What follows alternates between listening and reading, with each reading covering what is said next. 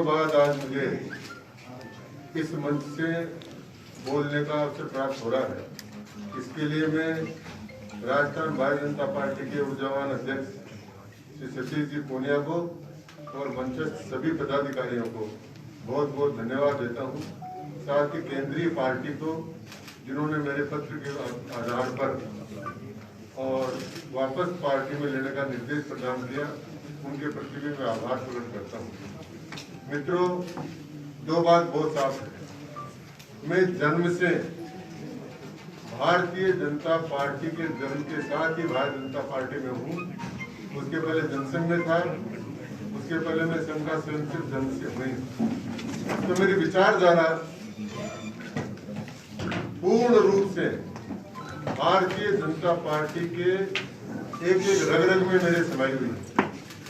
इसलिए मैं न तो भारतीय जनता पार्टी के बाहर था, न अंदर हूं। मैं पहले भी भारतीय जनता पार्टी में था, बीच में 2 साल के मन से भारतीय जनता पार्टी में था और अब मुझे भारतीय जनता पार्टी में शामिल किया। इसके लिए मैं आभार प्रकट कर रहा था। कुछ मुद्दे, जिन मुद्दों के कारण से कुछ परिस्थितियां बनी, जिनके कारण से मुझे भारतीय पार्टी बनानी पड़ी और चुनाव के बाद में मैं कांग्रेस में गया नहीं, कांग्रेस के मंच पर गया, सिर्फ कांग्रेस का प्राथमिक सदस्य नहीं बना। कांग्रेस के किसी भी ऐसे कार्यक्रम में जो सीए के खिलाफ था, जो धारा 370 के खिलाफ था, किसी भी कार्यक्रम में मैंने भाग नहीं लिया और मैं घर पर रहा और मैं भगवान से प्रार्थना करता रहा कि मेरा भारतीय जनता पार्टी में वापसी हो।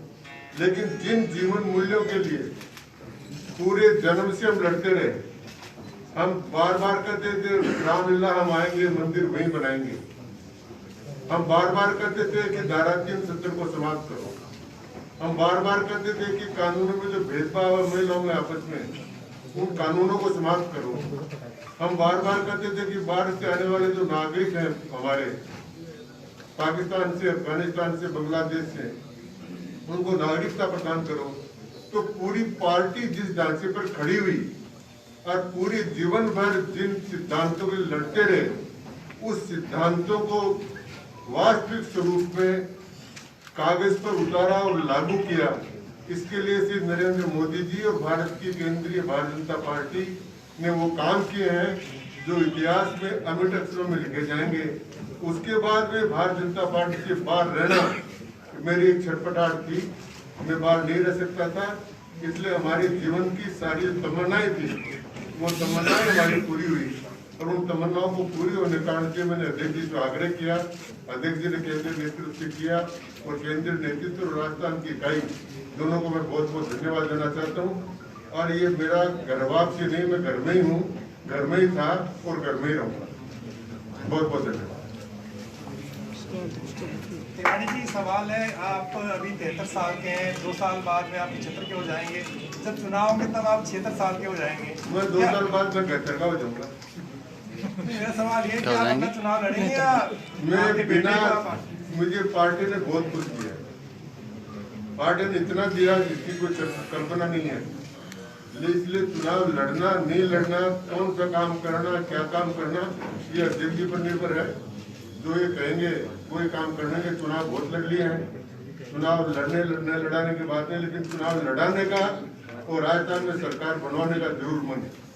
क्या आपके परिवार की अगली पीढ़ी राजस्थान बीजेपी से चुनाव लड़ना चाहती है? अध्यक्ष जी ने तो परिवारवाद को नहीं बढ़ाया, लेकिन क्या आपकी ऐसी कोई मंशा है कि आपके परिवार का कोई व्यक्ति चुनाव लड़े? मेरी मंशा नहीं है। परिवार के सदस्य, मेरे परिवार के सारे सदस्य संघ से जुड़े हुए हैं और विचारधारा से जुड़े हुए हैं। जैसे उनके मन की तमन्ना होगी वो करेंगे। मेरे परिवार में पूर्ण स्वतंत्रता है। आप जब कांग्रेस ऑफिस गए थे कांग्रेस को समर्थन देने के दौरान, तब वहाँ कई नेताओं ने संघ को खूब कोसा, भला बुरा कहा, तब आपने उस समय कोई विरोध नहीं जताया? मैंने प्रेस कॉन्फ्रेंस में जब ये बात हुई थी और उसमें उपनेता राजेंद्र राठौड़ थे और मैं था, तो मैंने कहा था कि राष्ट्रीय स्वयंसेवक संघ में बहुत अच्छाइयाँ हैं और मुझे अवसर मिलेगा और कांग्रेस के नेता पूछेंगे तो मैं उन अच्छाइयों को बताऊंगा। उस समय मैंने कहा था कि मैं संघ के प्रति समर्पित हूँ और मैं संघ का स्वयंसेवक हूँ और कहा कि मैं 64 साल से संघ का सेवक हूँ।